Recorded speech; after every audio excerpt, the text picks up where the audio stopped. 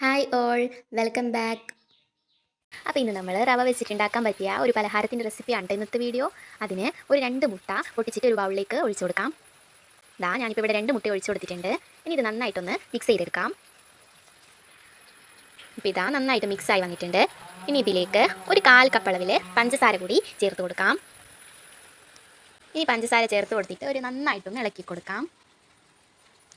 പഞ്ചസാര നന്നായിട്ട് മിക്സ് ആവുന്നത് വരെ ഇളക്കി കൊടുക്കണം.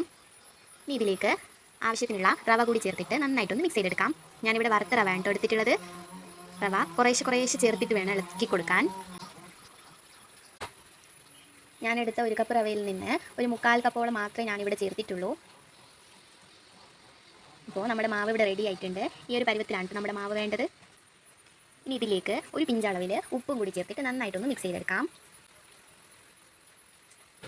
ഉപ്പ് നന്നായിട്ടൊന്ന് അലിയുന്നത് വരെ ഒന്ന് മിക്സ് ചെയ്ത് കൊടുക്കാം. ഇനി ഇതൊരു 2 മിനിറ്റ് അടച്ച് വെച്ച ശേഷം എണ്ണയിലിട്ട് ഫ്രൈ ചെയ്തെടുക്കാവുന്നതാണ്.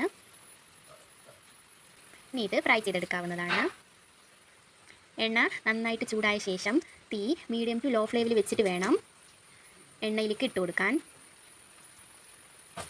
അപ്പോൾ ഞാനിവിടെ എല്ലാം എണ്ണയിൽ ഇട്ട് കൊടുത്തിട്ടുണ്ട്. ഇനി കുറച്ചൊന്ന് വെന്ത ശേഷം നന്നായിട്ടൊന്ന് അങ്ങോട്ടും ഇങ്ങോട്ടും ഇളക്കി കൊടുക്കാവുന്നതാണ്. തീ ലോ ഫ്ലെയിമിൽ വെച്ചിട്ട് തന്നെ വേണം വേവിച്ചെടുക്കാൻ, ഇല്ലെങ്കിൽ പുറം വേഗത്തിൽ കരിഞ്ഞു പോവും. അപ്പോൾ നമ്മുടെ സ്നാക്സ് ഇവിടെ റെഡി ആയിട്ടുണ്ട്. ഉൾഭാഗം നല്ല സോഫ്റ്റും പുറമേ ക്രിസ്പി ആയിട്ടുള്ള ഒരു പലഹാരമാണിത്. അപ്പോൾ ഇന്നത്തെ എൻ്റെ വീഡിയോ ഇഷ്ടമായാൽ എല്ലാവരും ലൈക്ക് ചെയ്യുക, ഷെയർ ചെയ്യുക, അതുപോലെ സബ്സ്ക്രൈബ് കൂടി ചെയ്യുക.